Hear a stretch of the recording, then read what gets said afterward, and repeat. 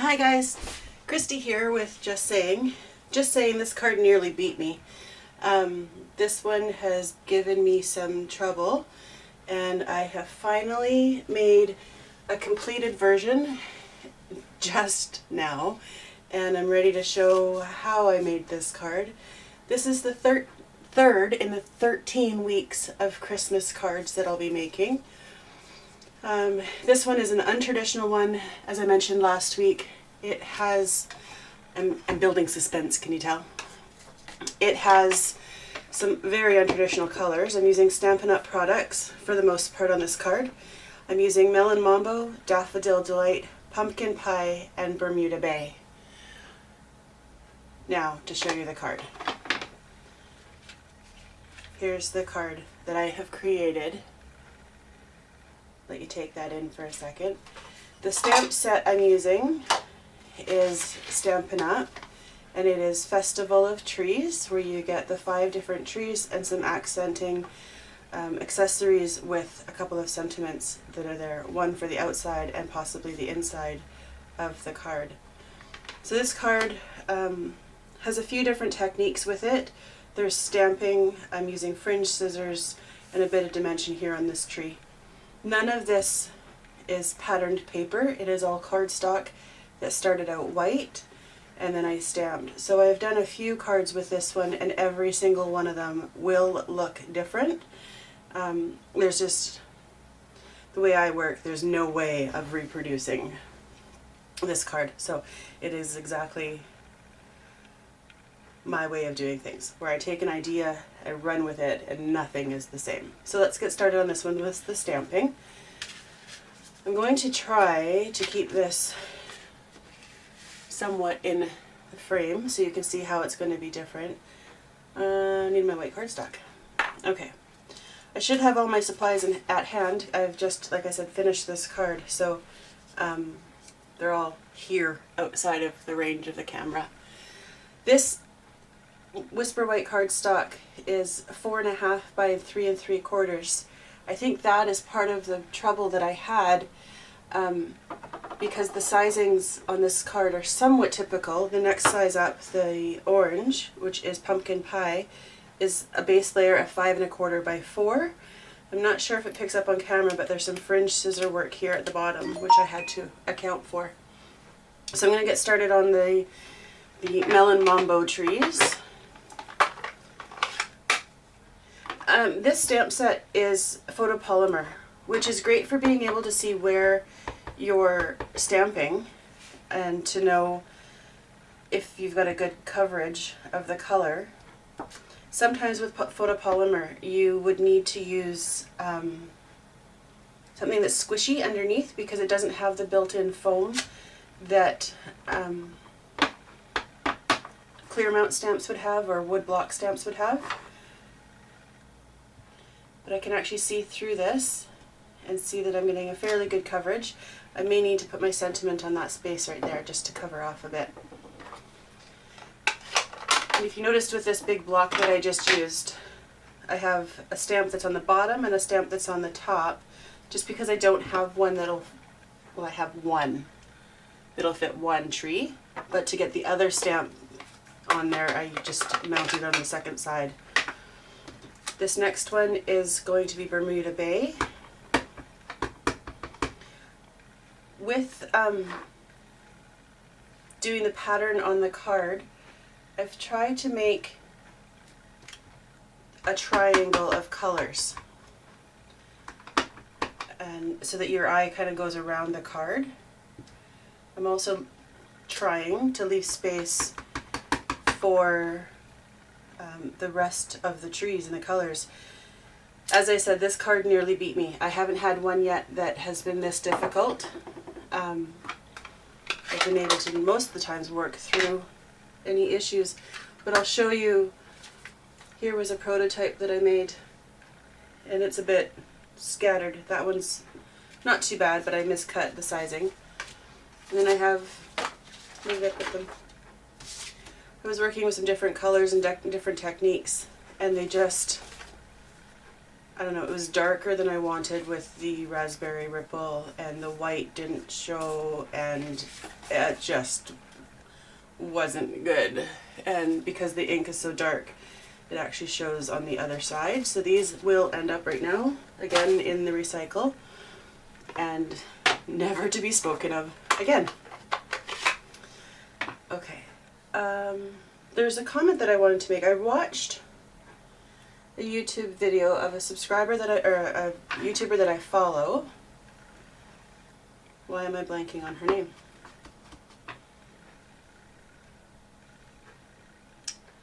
Connie Stewart. No, is that right? Anyways, she had a viewer send in a tip for her. She has a Technique Tuesday video every week. And the suggestion that she received was how to mark the stamp sets with different accessories that are available, punches or embossing folders, framelits, that kind of thing. Well, I do similar with my ink pads. I forget that I have ribbon that coordinates. So I've just used a paper hole punch reinforcer on my ink pad, and it just shows that I've got a coordinating ribbon, baker's twine, something that's actually behind me that I forget that I have. So if you've ever wondered what that was on my inks. Alright, so the trees are cleared, the trees are done, almost. I'm going to take this little bit of a stamp. I wanted to reposition this. This one is to represent garland. I felt that the solid yellow Daffodil Delight image was a bit solid, so I'm adding in some pumpkin pie just to give another layer to this tree that's a bit going with this untraditional modern look. So I'm just lining up the edge of the garland with the edge of the tree. Sorry, my head's going to hit. I can't see the top of that stamp. Just a bit of whimsy on that one, and some yellow or orange stars, again randomly placed to be the top of a tree. Star at the top of the tree. I'm finding one that I can do for the top, and then two more we'll just kind of fill in some blank spaces, keeping in mind that I do still need to add in a sentiment. My sentiment is going on an unusual, for me, an unusual placement. A way of doing it. I've got some scrap Whisper White there. I'm using the coordinating tree punch. You see that? It's a glare there. Where did it go? There we go. Coordinating tree punch on some scrap paper.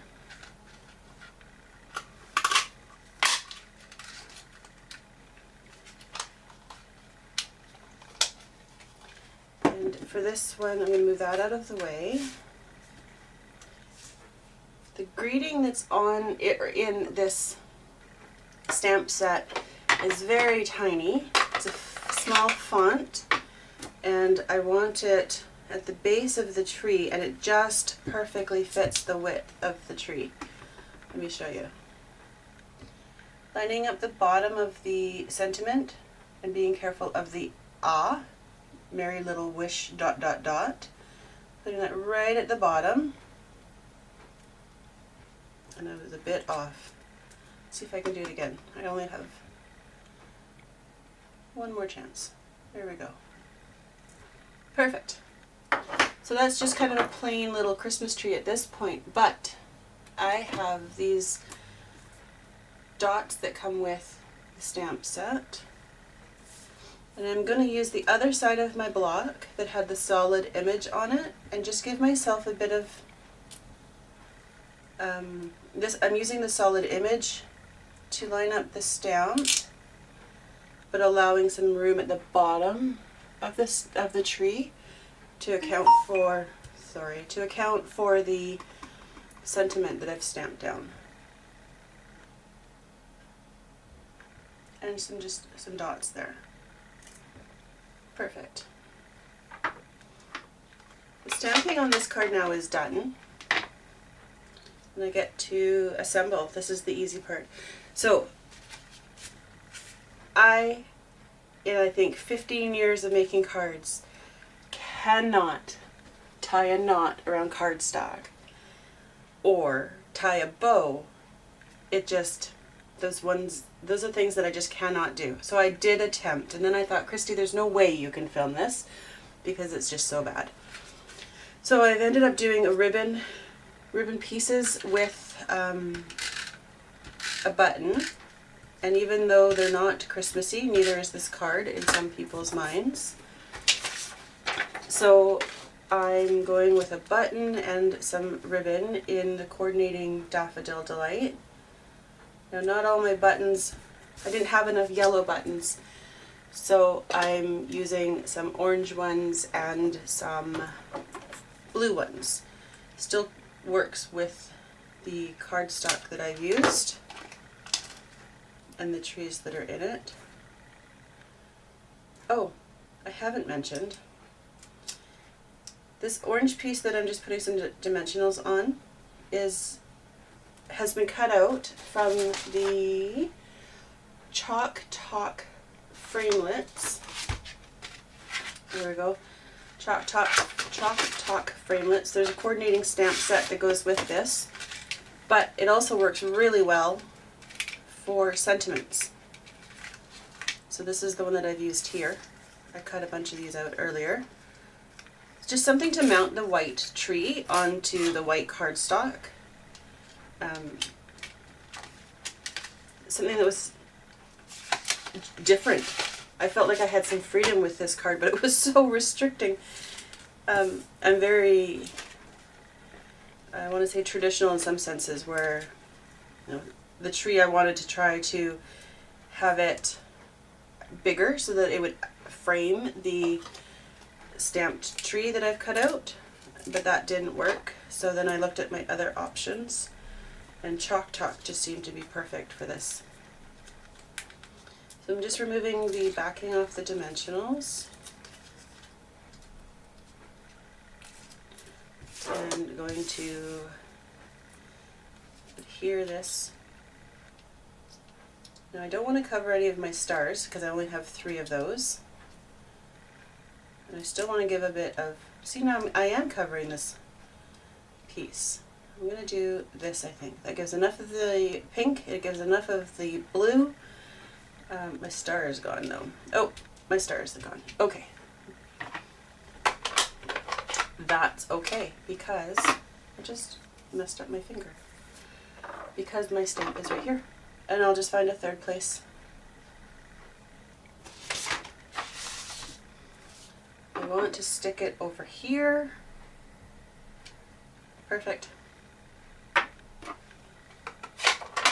I still have my triangle of stars. I still have enough of my images to show my triangles. And now I'm going to work on the pumpkin pie layer of the card with fringe scissors. These are not Stampin' Up. Stampin' Up did have fringe scissors. I'm thinking they're retired, but these ones I actually found at a local thrift store, and it was half price day, so they cost even less.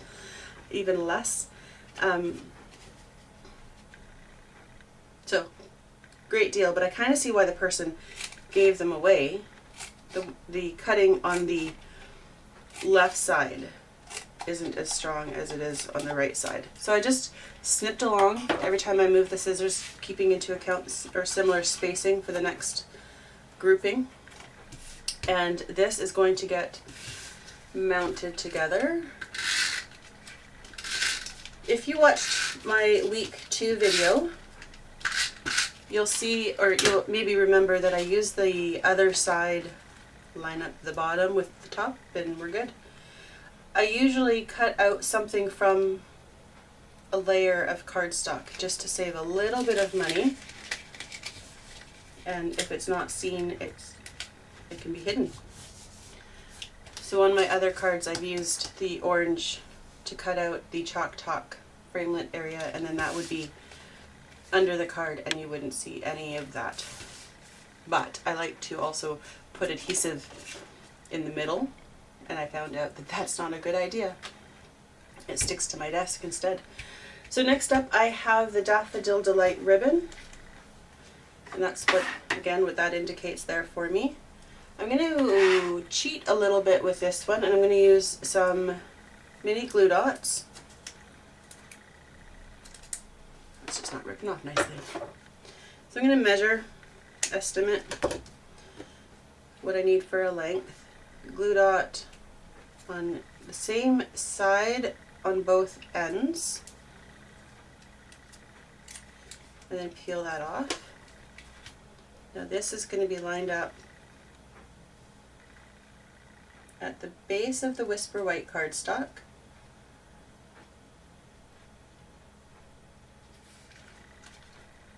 Gives me a rough idea of where just to turn that over and adhere it.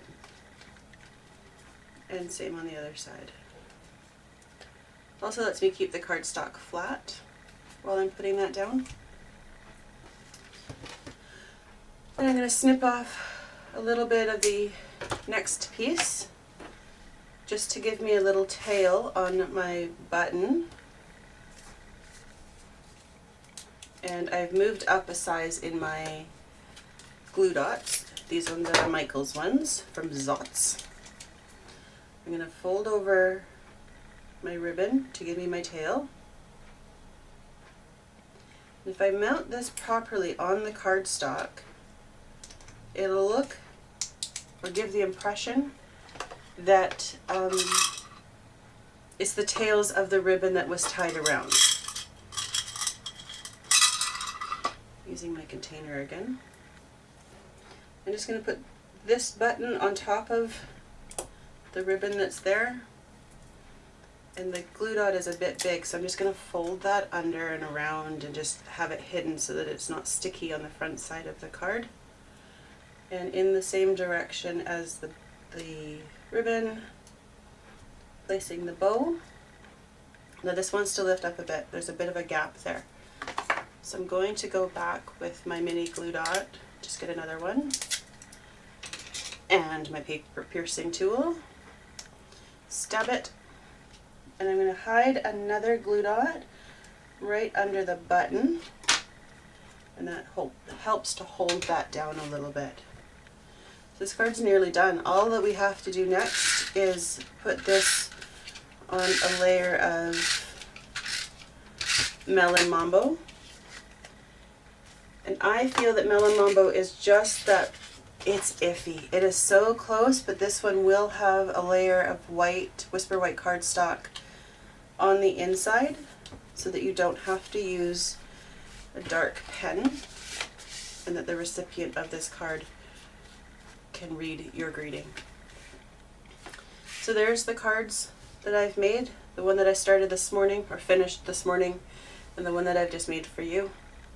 Next week's card will be the 4th of 13 weeks of Christmas, and I haven't yet decided what it will be, but it will be more of a traditional card, still festive and colorful and handmade. So I thank you for watching this video.